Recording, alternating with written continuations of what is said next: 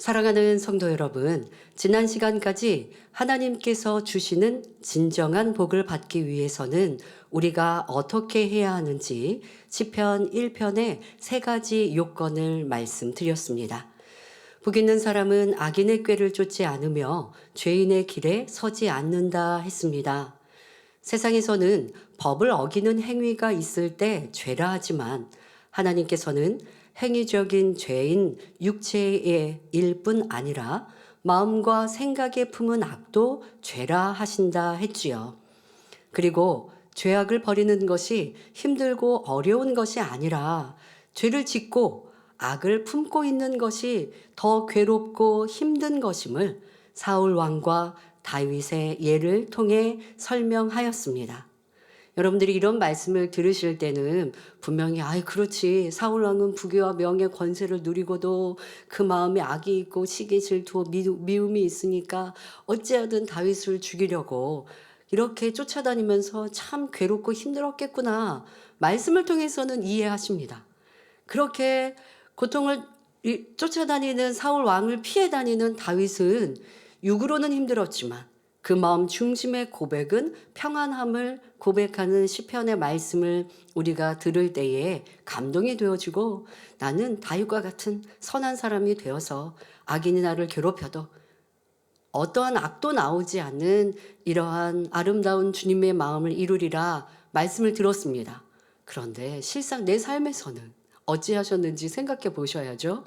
누가 나에게 악을 쫓아 나오면 내 마음에 여전히 악이 드러나고 있는데, 그 악을 발하여서 죄로 나오지 않으면 그나마 다행인데, 마음에 있는 미움을, 또 질투를 겉으로 수근수근함으로, 또 상대를 뾰족 눈으로 쳐다보는 이런 죄로 나오고 있을 때 여러분 분명 평안하지 않으세요. 세상 사람은 그래야 평안합니다. 죄를 지어야 평안해요. 미움이 마음 안에 있어도 미움인데 그 미움을 행위적으로 나타나지 않으면요, 이게 괴로워서, 그래서 세상 말로 일명 화병 난다 라고 말하는 것처럼 마음에 이제 이 미움이 겉으로 화로 분출하지 않으면요, 괴로워하죠. 그러나 진리를 들은 하나님의 자녀들은 가지고만 있어도 괴로움을 느끼니 이 괴로움의 근본인 죄악을 신속히 벗어 버립시다. 그리할 때 하나님께서 우리를 진정 사랑해 주시고 참된 복을 주신다 말씀드렸습니다. 또 복 있는 사람은 교만하지 않다 말씀했습니다. 남을 무시하고 업신여기는 교만뿐 아니라 상대를 섬기지 못하는 것도 고쳐야 합니다. 예수님께서 죄인된 인류를 위해 친히 섬기시고 낮아지심과 같이 우리도 모든 사람을 섬기고 귀히 여기는 선한 사람이 될 때 하늘에서나 이 땅에서도 높임을 받을 수 있는 것입니다. 네 번째로 복 있는 사람은 오직 여호와의 율법을 즐거워하여 그 율법을 주야로, 즉 밤낮 묵상하는 자입니다. 여기서 여호와의 율법이란 66권 성경 말씀 전체를 말합니다. 율법 하니까 구약의 말씀만 아닙니다. 구약, 신약, 이 66권 성경 전체의 말씀입니다. 원래 율법이란 좁은 의미로는 십계명을 포함하여 모세 오경에 기록된 하나님의 법규들을 의미했습니다. 모세 오경이란 성경 맨 앞에 나오는 창세기, 출애굽기, 레위기, 민수기, 신명기 5권의 성경을 말하는데, 이 5권을 다 모세가 기록하였기에 모세 오경이라 부르는 것이지요. 여기에는 하나님을 섬기는 법이 기록되어 있습니다. 곧 하나님 앞에 제사는 어떻게 드려야 하며 우리가 하나님 앞에서 어떻게 정결하게 행할 것인가, 성전은 어떻게 건축하고 절기는 어떻게 지킬 것인지 나와 있습니다. 또한 오늘날 우리에게 법이 있는 것처럼 이스라엘 백성들이 사회생활 가운데 지켜야 할 규칙들이 계명 안에 다 들어 있습니다. 예를 들어 남에게 손해를 입혔으면 어떻게 보상하고, 죄를 지으면 어떻게 벌을 줄 것이며, 토지를 사고 팔 때는 어떻게 할 것인가 기록되어 있지요. 또 재판할 때는 어떻게 하며 가난한 자에게는 어떻게 할 것인가 등 일상생활에서 일어나는 일들에 대한 여러 가지 규칙들이 상세하게 기록되어 있습니다. 율법 학자들에 의하면 이 모든 법규들을 낱낱이 나눠보면 총 613가지가 있다고 합니다. 그런데 본문에서 말하는 여호와의 율법은 모세 오경의 법규들만이 아니라 66권 성경 전체를 다 칭하고 있지요.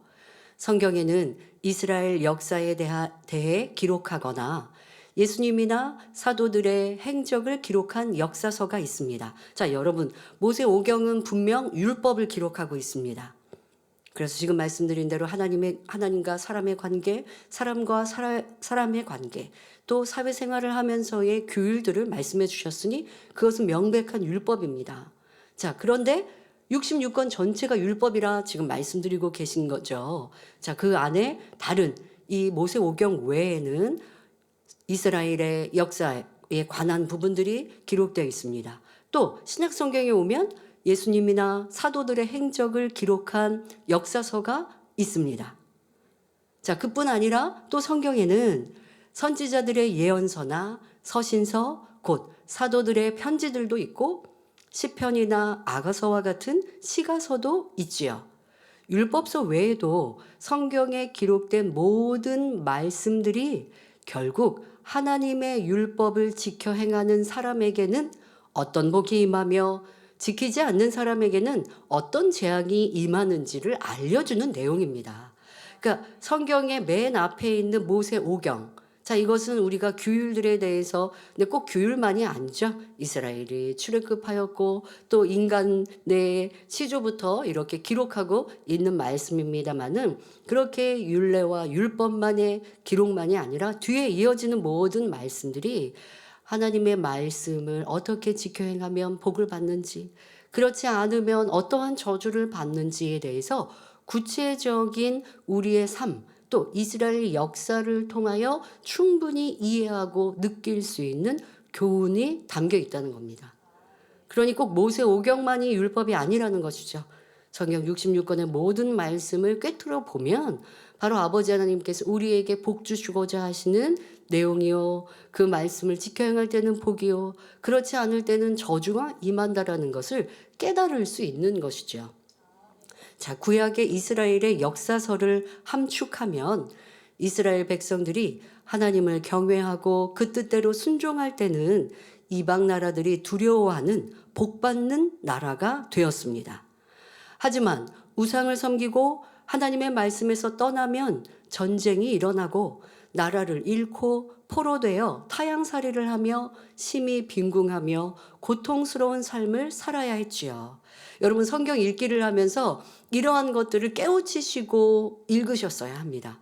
우리 작년 성도님 중에는 어떤 권사님은요, 1월 중에요, 저 이독했습니다 하시더라고요. 야, 너무 부럽더라고요. 대단하시다. 그분은 당연히 이 목자님 저서 읽기 할 때도요, 뭐 한 번 읽지 않으세요. 몇 번 반복해서 읽으시거든요. 그러니까 간증하실 때 보면 청춘같이 강건하시다고. 우리 아내와 권사님. 청춘같이 강건하신데 이게 내가 느끼는 느낌이 아니라 병원에서도 그렇게 진단해 준다고 하지 않습니까? 하나님, 오늘 이 복 있는 자의 4번째 말씀, 아버지 하나님의 말씀을 항상 주야로 묵상하는, 율법을 주야로 묵상하는 사람은 복이 있다 하셨는데요. 그 권사님이 바로 그러한 복의 증인이시더라고요. 근데 벌써 성경을요, 그렇게 여러 번 읽으셨는데요. 자, 여러분, 성경 읽으실 때 지금 말씀드린 것을 주안점으로 이렇게 구약 성경을 쭉, 또 신약도 마찬가지입니다. 이스라엘 백성들이 이게 이스라엘 역사니까 우리가 뭐 중요한가? 라고 대충 읽으시면 안 되고 그 안에 교훈을 여러분들이 찾으셔야 되는데, 바로 지금 말씀드린 것처럼 하나님의 율법을 지켜 행하고 하나님을 섬기고 사랑하면 이스라엘은 복을 받고 평안해요. 그런데 왕으로부터 시작하여 백성에 이르기까지 하나님을 떠나고 우상을 섬겨보세요. 그러면 나라에 저주가 임하고 재앙이 임하고 여러 가지 문제가 발생하는 것을 볼 수 있어요. 자, 그러면 그것은 이스라엘 역사에만 국한된다고요? 그렇지 않다는 것입니다. 바로 우리 개개인의 삶과 더 나아가서는 교회와 또 나라와 역사에 다 포함되는 내용입니다. 그러니 우리는 예언서나 신약의 서신서는 백성들, 성도들에게 하나님의 말씀대로 살 것을 당부하는 내용이 담겨 있음을 깨달아야 합니다. 또 성경에 기록된 인물들을 통해서 말씀대로 순종하는 사람들은 들어와도 나가도 복이 임하고, 불순종하는 사람들은 화가 임하고 저주를 받음을 기록하심으로 우리에게 교훈을 삼게 하셨습니다. 자, 여러분, 욥기 강해만 듣더라도 욥이 왜 연단을 받는지 하나하나 깨닫고 보니 우리의 모습을 보는 것 같죠. 내 입술, 내 눈빛, 내 품은 마음. 자, 이것을 우리가 욥기를 통해서 다 내 모습을 녹화해서 보는 듯한 감동을 받고 있습니다. 구약은 구약으로 예전의 역사서로 끝나는 것이 아니라 다 우리에게 지금 대입하여도 은혜와 능력이 되는 말씀입니다. 자, 세상의 글을 보면 소설이나 수필같이 하나의 작품이 있으면 그 핵심 내용을 짧게 요약한 줄거리가 나옵니다. 이런 것처럼 성경 전체의 내용을 요약한 것이 모세오경에 나오는 하나님의 법규이고, 그 법규들을 더욱 짧게 요약한 것이 바로 십계명이라고 이해하시면 됩니다. 역으로 생각하면 10가지의 계명을 낱낱이 풀어서 자세하게 설명한 것이 바로 성경 전체라는 말이지요.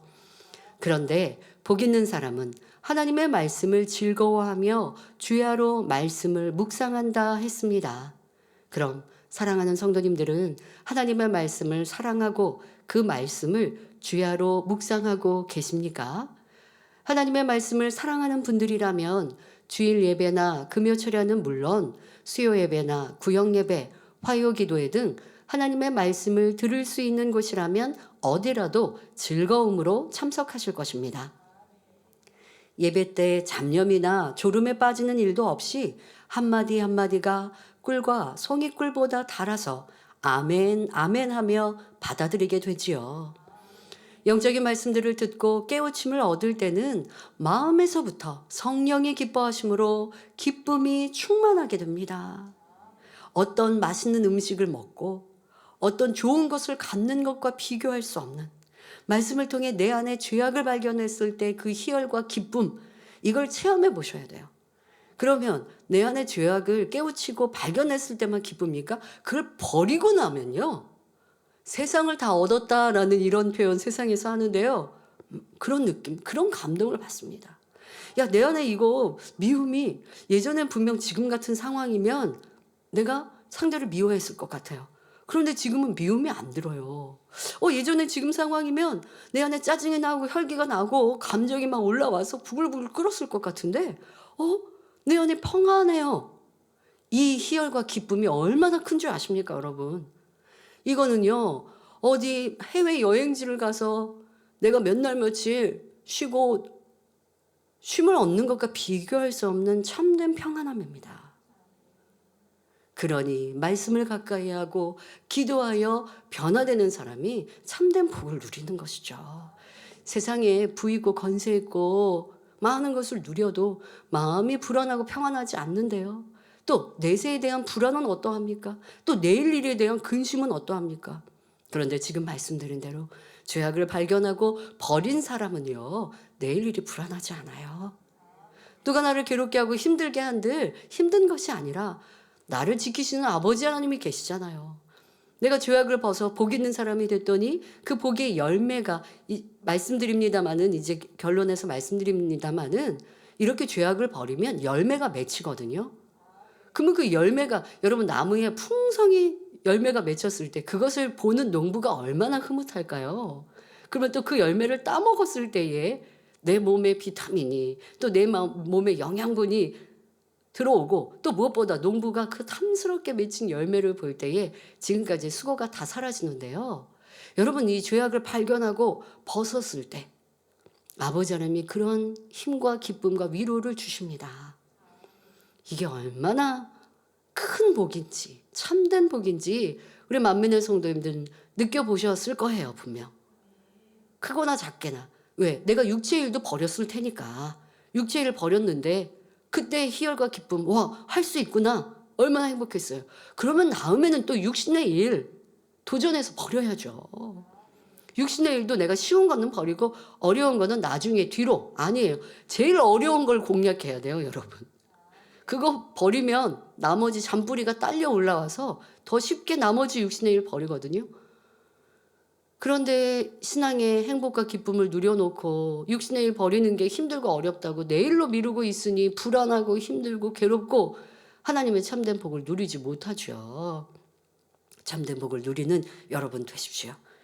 말씀을 통해 나를 발견하는 것도 기쁨이요 즐거움이나 또 발견하여 온전히 변화되는 우리가 되어집시다. 말씀 가운데 자신의 부족함을 발견할 때는 그로 인해 더욱 온전하게 변화될 수 있으니 즐겁고 행복합니다. 혼자 있을 때도 시간 나는 대로 성경을 읽으며 특별히 중요한 구절이나 은혜로운 구절들은 열심히 암송하게 되지요. 또한 듣고 읽는 것으로 끝나는 것이 아니라 말씀을 되새겨서 명심하며 항상 묵상함으로 자신의 마음에 온전히 이루게 됩니다. 이렇게 하는 것이 진정한 복이라는 것입니다. 그러하기에 목자님은 우리에게 하루에 한 장 이상 성경을 읽고 한 절씩 암송하도록 주보에 기록해 주셨지요. 주야로 곧 밤낮 하나님의 말씀을 묵상하는 자가 복이 있기 때문에 이렇게 해 주신 것입니다. 열심히 말씀을 읽고 들으며 마음의 양식 삼고 그 말씀을 이루기 위해 불같이 기도하기를 쉬지 않으면 늘 마음으로 하나님과 교통하게 됩니다. 왜요? 말씀은 곧 하나님이시잖아요. 말씀이 내 안에 있어요. 그러니 하나님과 교통하는 것이 더 수월해지는 것입니다. 그러나 말씀이 내 안에 있는 게 아니라 머리에 있을 때는 하나님과 교통할 수 없어요. 그냥 육으로만 지식적으로만 알고 그 지식적으로만 남을 평가하고 있습니다. 그거는 마음에 있는 사람이 아닙니다. 마음에 있는 사람은 그 말씀으로 나 자신을 변화시키죠. 이것이 진정 마음에 말씀이 있는 사람. 그런 사람은 하나님과 성령님과 교통하는 삶을 살 수 있습니다. 이런 사람은 시편 119편 105절에 주의 말씀은 내 발의 등이요 내 길에 빛이니라 하신 대로 그 말씀이 여러분을 생명으로 복된 길로 인도합니다. 복된 길, 바로 하나님의 말씀을 통해 악인의 꾀는 무엇이며 죄가 무엇인지 오만한 것은 어떤 것인지를 알려주십니다. 하나님의 말씀을 모르는 사람들은 자신들이 범죄하고 교만한 자가 되면서도 스스로 깨닫지 못합니다. 그러니 우리는 부지런히 말씀을 배우고 묵상하여 진리를 자기 것으로 만들어 놓아야 합니다. 그럴 때 여러분 안에 성령께서 말씀을 통해 깨우쳐 주심으로 진리로 행할 수 있게 인도하시며 항상 복된 길, 안전한 길로 행하도록 도와주시는 것입니다. 여러분, 말씀이 우리 안에 없으면 참 불안한 신앙생활을 하고 있는 것입니다. 왜요? 누가 엉뚱한 말로 나를 미혹해 와요. 그런데 그런가?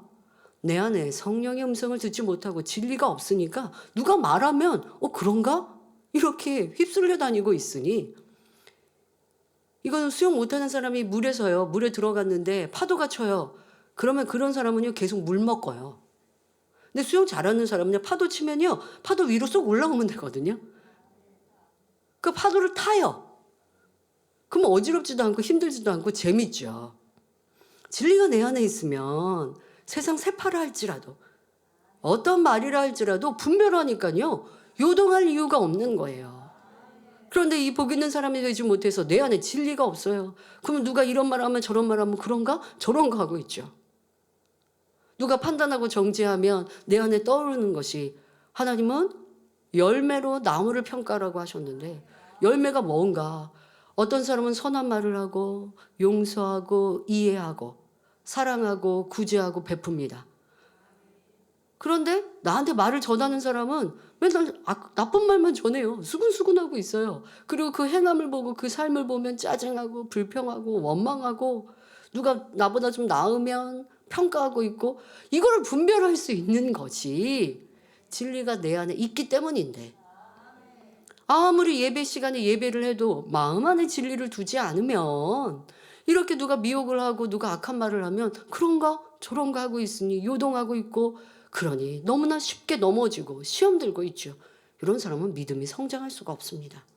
여러분들이 신앙생활이 이리 하진 않았는가 돌아보시고 이제 참된 복을 쫓는 사람이 됩시다. 바로 하나님의 말씀을 묵상하되 그 말씀으로 내 마음을 변화시켜서 어떠한 좀 혼란스러운 일이 있거나 어려운 일들을 만났을 때 묵묵히 기도하면서 성령의 음성을 듣는 거예요. 그러면 성령님께서 내가 읽었던 들었던 말씀을 떠올려 주세요.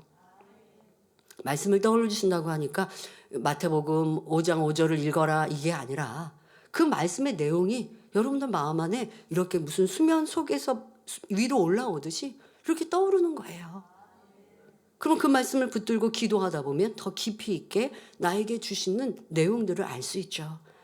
그럼 안개 속을 걷는 것이 아니라 환한 빛 가운데 대로로 향할 수 있는 것입니다.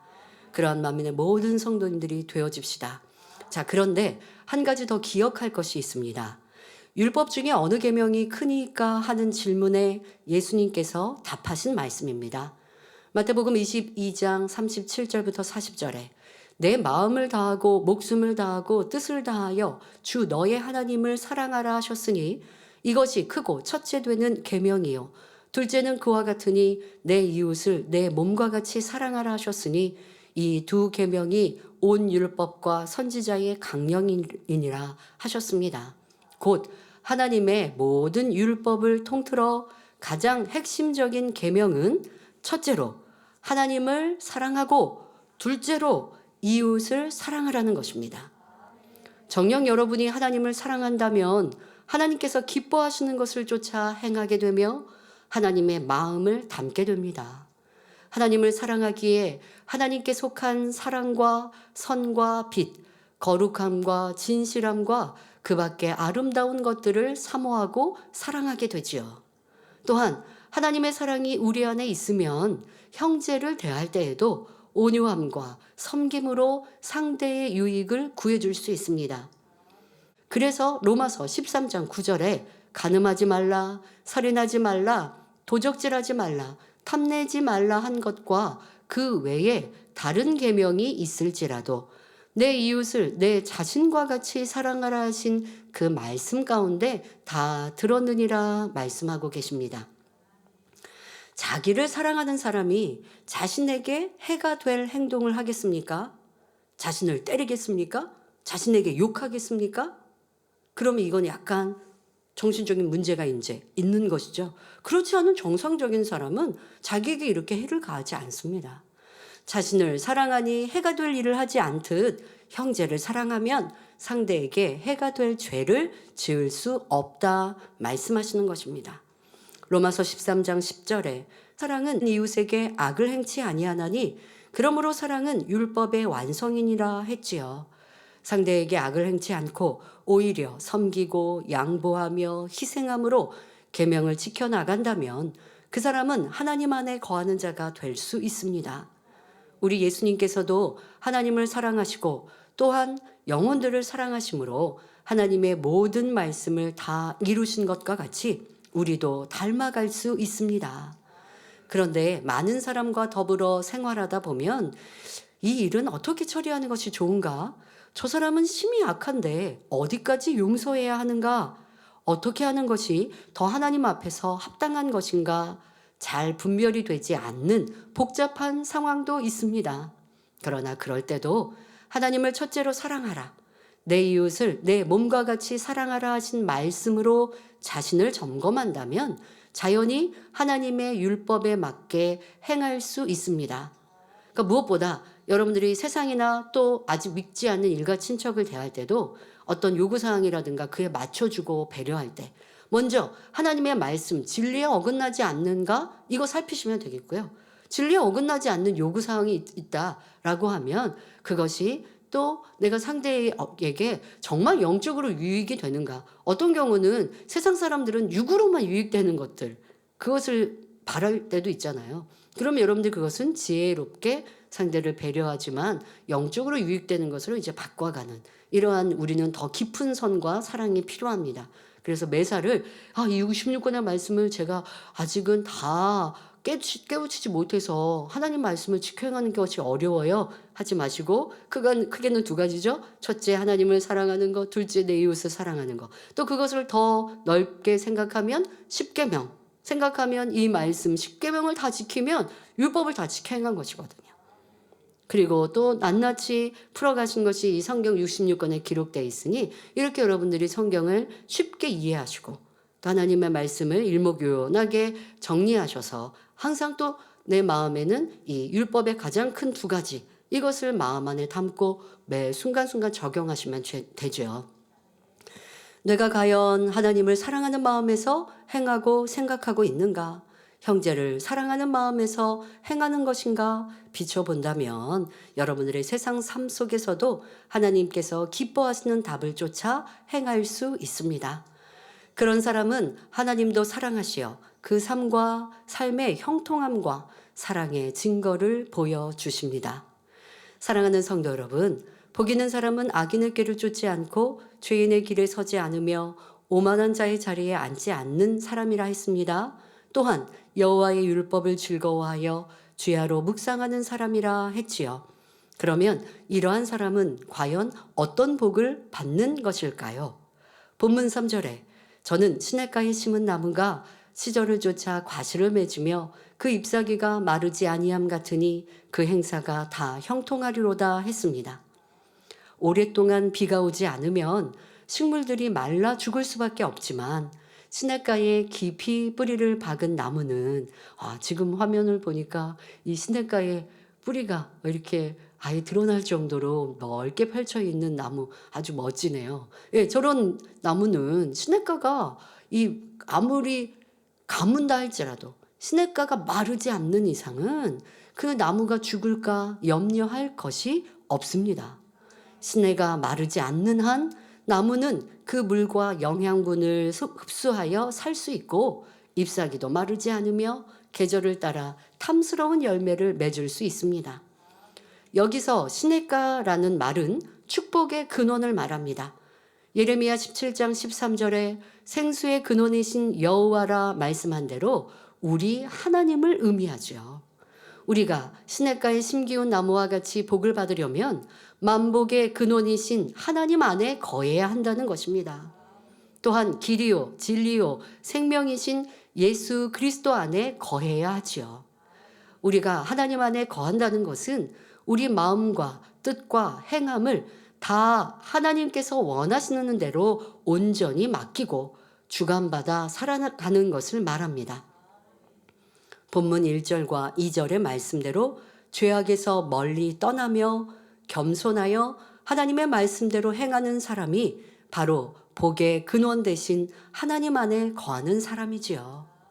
이런 사람들은 물에 촉촉히 젖어 있는 것처럼 은혜의 담비에 늘 젖어 있습니다. 기쁨과 감사가 넘치며 천국의 소망과 하나님의 사랑으로 항상 행복하지요. 성령의 감동 감화 충만함 가운데 하나님과 교통함으로 성령의 음성도 듣고 주관을 밝히 받게 됩니다. 그러면 시냇가에 심은 나무는 잎과 열매가 풍성하게 되는데 복 있는 사람이 맺는 열매는 무엇일까요? 자, 여러분들이 이제 설명할 말씀을 듣기 전에 복 있는 사람은 열매도 맺히는데 그 열매는 물질의 축복, 건강의 축복, 자녀의 복, 어떠한 열매가 맺힐까 한번 생각해 보십시오. 자, 생각하셨죠? 이제 어떤 열매가 맺는지 말씀드리겠습니다. 그 열매는 바로 성령의 9가지 열매입니다. 또한 모든 착함과 의로움과 진실함으로 빛의 열매를 맺게 되며 팔복의 열매, 사랑장의 열매를 맺게 되죠. 하나님의 말씀에 미움을 버리라 하셨으니 기도하며 미움을 버립니다. 그랬더니 대신 사랑의 열매가 맺히게 됩니다. 혈기를 버리라 하시니 그대로 순종하여 온유와 화평과 오래 참음의 열매를 맺지요. 이렇게 영적인 열매를 맺어가는 만큼 가정, 일터, 사업터에서 물질의 축복은 물론 각종 응답의 열매들도 주렁주렁 맺히게 되는 것이고요. 그러니 여러분이 먼저 중요하게 생각해야 되는 것이 바로 팔복, 사랑장, 성령의 열매, 빛의 열매라는 거예요. 그거 맺히지 않고 자꾸 눈에 보이는 물질의 축복, 육의 건강, 이런 기도의 응답, 이게 복이 있죠 라고 생각하고 계신데 그건 아주 단편적인 복이에요. 그 복도 하나님이 주시는 복입니다마는 진정한 복을 누리려면 먼저 내게 맺혀야 될 열매가 지금 말씀드린 이런 진리의 열매들입니다. 앞서 제가 하나님의 말씀을 지켜 행할 때의 희열과 기쁨이 얼마나 큰지 설명해 드렸습니다. 여러분, 이러한 열매가 맺힌 사람은 기쁨, 감사, 희열 넘치지 않겠습니까? 짜증 내겠습니까? 혈기를 내겠습니까? 그러면 그 사람에게는 짜증낼 일이 없어서 짜증이 안 날까요? 짜증낼 일이, 상황이 벌어져도요, 내 안에 짜증이 없으니까 짜증이 안 나요. 누가 나를 괴롭게 하고 힘들게 욕해도 미움이 없으니까 미워하지 않아요. 도리어 긍휼히 여기는 마음으로 아버지, 저 사람과 화평하길 원한대. 제가 뭔가 잘못된 게 있으면 용서해 주시고 더 섬기는 사람이 되게 해주세요. 이렇게 선으로만 기도해요. 아니, 내가 미워한 게 아니고 상대가 나를 미워해서 괴롭히는데 성령의 9가지 열매가 맺힌 사람은 지금 이런 기도가 나오는 거예요. 자, 그럴 때 아버지 하나님이 얼마나 사랑스러우실까요? 야, 너는 잘못한 게 하나도 없는데 저 사람이 너를 그냥 미워하는 건데 너의 마음에는 진리 열매가 맺히니까 이렇게 선한 기도만 하는구나. 그러면 아버지 하나님께서 바로 역사하시죠. 나를 미워하는 사람의 원수의 마음을 바꿔서 화평하게 해주시든가, 아니면 그가 악한 사람이면 그를 제해버리시든가, 아니면 그는 그대로 육의 사람이니까 그대로 자기의 갈 길 가더라도 아버지 하나님은 그 외에 많은 것들로 나에게 복을 주시는 거예요. 그리고 무엇보다 여러분, 다른 보여지는 복이 임하는 것보다 더 중요한 내 마음이 평안하고 행복해요. 미워하는 사람이 미워하는데도 행복하다. 그런 거예요, 여러분. 사울왕과 다윗처럼 쫓겨다녀도 여호와는 나의 목자시니 내게 부족함이 없으리로다. 이렇게 고백하는 삶이 얼마나 행복합니까? 이게 아버지 하나님께서 우리에게 주시는 먼저의 복이요. 그런 복을 누리려면 원하시는 진리의 열매들을 맺혀야 합니다. 그러면 따라오는 것이 물질의 복, 건강의 복, 자녀의 복, 가족의 화평, 내 기도의 응답. 그런데 우리는 자꾸 이 뒤에 오는 복을 먼저 받으려고 하다 보면 이건 욕심이죠. 그러면 참된 복을 받지 못하는 것입니다.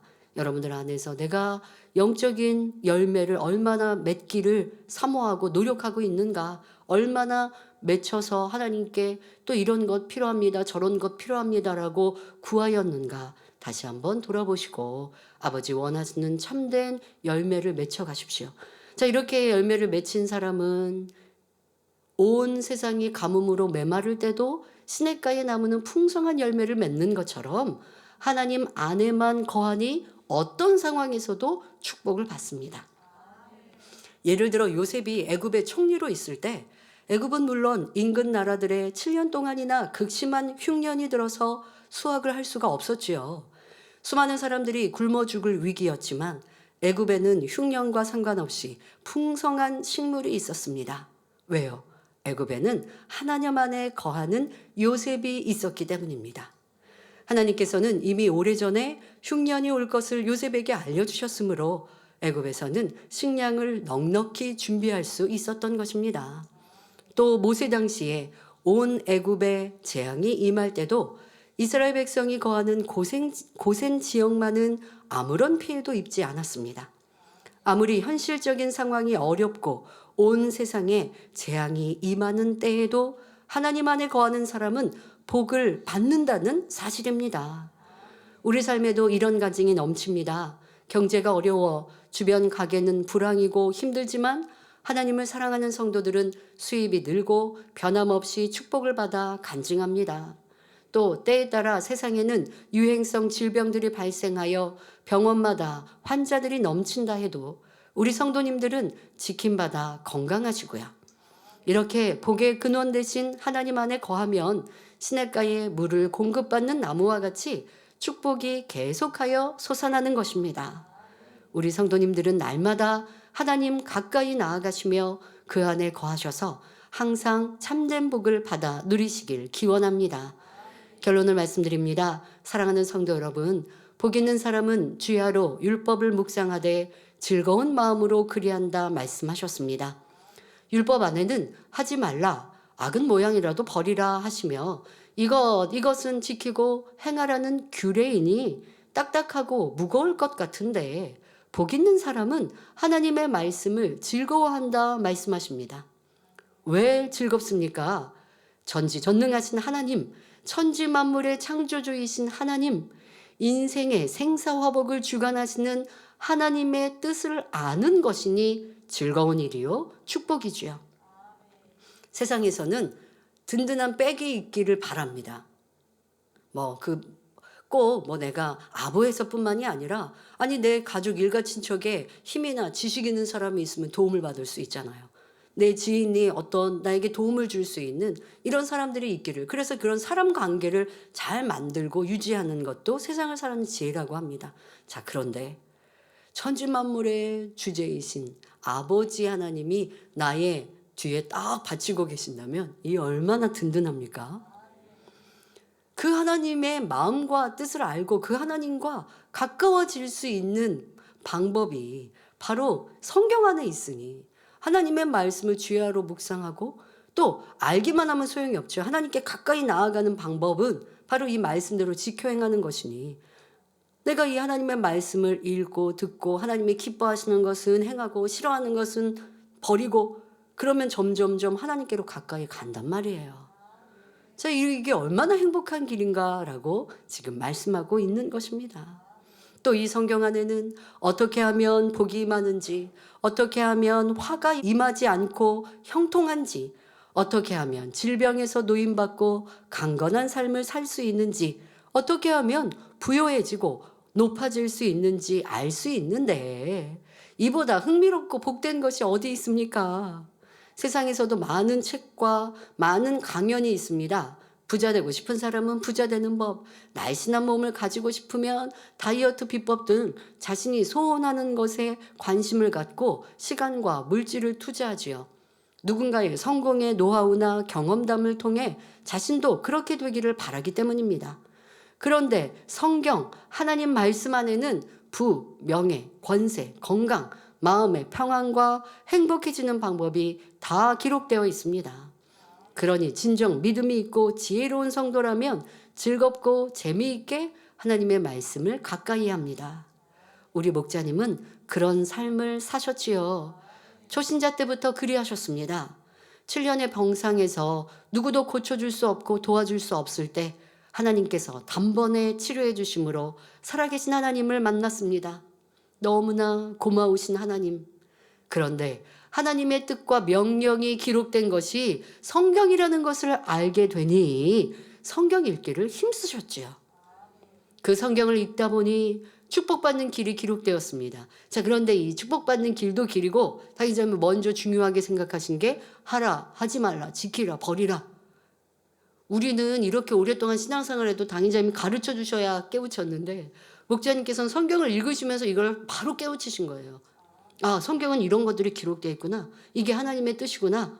하나님이 뭘 기뻐하시는지, 뭘 싫어하시고 미워하시는지, 그리고 그거를 기록해서 그대로 지켜 행하시니 하나님의 사랑을 받을 수밖에 없었죠. 또한 그뿐만 아니라 성경을 읽다 보니 축복받는 길도 기록되어 있더라는 것입니다. 7년의 병상에서 치료는 받았지만 병중에 쌓인 부채는 부부가 함께 힘써 벌어도 이자 갚기도 힘든 가난한 상황이었습니다. 이때 하나님의 말씀이 축복의 길로 인도하는 지침서가 되었지요. 바로 말라기 3장 10절에 만군의 여호와가 이르노라 너희의 온전한 11조를 창고에 들여 나의 집에 양식이 있게 하고 그것으로 나를 시험하여 내가 하늘문을 열고 너희에게 복을 쌓을 곳이 없도록 붙지 아니하나 보라 기록되어 있습니다. 온전한 11조를 통해 천지 만물의 주인이신 하나님이 하늘문을 열고 복을 주시되 쌓을 곳이 없도록 축복하신다는 말씀을 읽으니 너무도 행복하셨지요. 가난에서 벗어나 복받는 사람이 될 수 있는 길을 알았으니 말입니다. 이 말씀을 그대로 믿으신 목자님은 그대로 순종하셨습니다. 수입이 생기면 월세와 생활비보다 먼저 11조를 떼셨지요. 그렇게 헌금을 먼저 제하고 나니 생활비가 부족하고 쪼들리는 것도 같았습니다. 그러나 그냥 믿음으로 행하셨습니다. 그랬더니 짧은 시간이 지나 축복해 주셔서 그 많던 부채도 갚고 도리어 구제하는 가정이 되게 하셨고 그 믿음의 행함으로 큰 축복을 받으셨지요. 여러분도 힘써 하나님의 말씀을 듣고 순종하시기 바랍니다. 그럴 때 성경에 기록된 모든 복의 주인공이 될 수 있습니다. 그리하여 세상 사람에게도 하나님을 믿는 것은 힘든 것이 아니라 즐겁고 행복한 길임을 알리는 복된 성도님들이 다 되시기를 주님의 이름으로 축원합니다.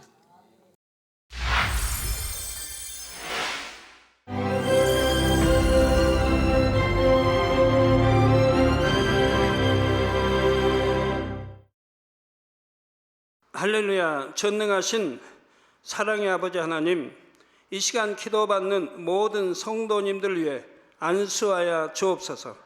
GCN 방송 시청자들이 인터넷과 화상을 통해 기도받는 지교회와 지성전 그리고 전 세계 하나님의 자녀들 위에도 시공간을 초월하여 역사하여 주시기를 원합니다. 믿어지는 믿음을 주시고 부정적인 생각과 의심의 세력을 물리쳐 주옵시며 모든 시험 환난도 물리쳐 주옵소서. 머리부터 발끝까지 오장육부 뼈 마디마디 온몸의 신경 조직 세포 등 아픈 곳마다 성령의 불로 태우시고 근본의 빛으로 역사하여 주옵소서. 예수 그리스도의 이름으로 명하노니 원수마귀 사단 모든 질병 균 연약함아 물러가라. 빛이 임하라. 모든 불치 난치병도 성령의 불로 태워 깨끗게 하여 주옵소서. 말라리아를 비롯한 모든 풍토병도 물리쳐 주옵소서. 감기, 기침, 열, 몸살, 독감 등 각종 유행성 질병도 다 물러가라. 어떠한 유행성 질병 균도 틈타지 않게 지켜 주옵소서.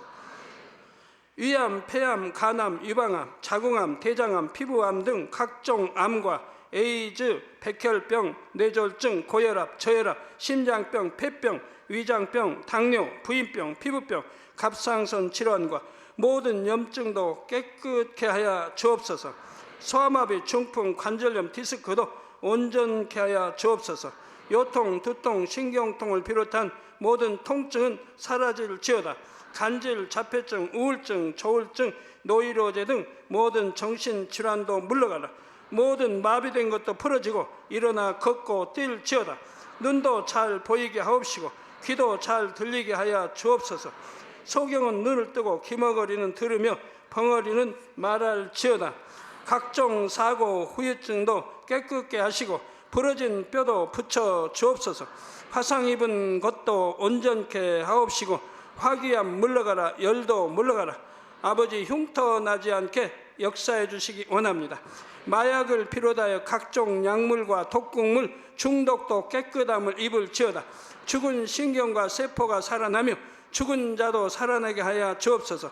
잉태의 축복도 주시기를 원합니다. 잉태의 축복을 받으라. 예수 그리스도의 이름으로 명하노니 원수마귀 사단아 하늘 공중 곳에 잡은 악의 영들아 물러가라. 그의 사자들도 물러갈지니라. 이 땅의 악한 영, 더러운 영, 거짓되고 간사한 영, 의간질하고 미혹하는 모든 어둠들은 물러가라.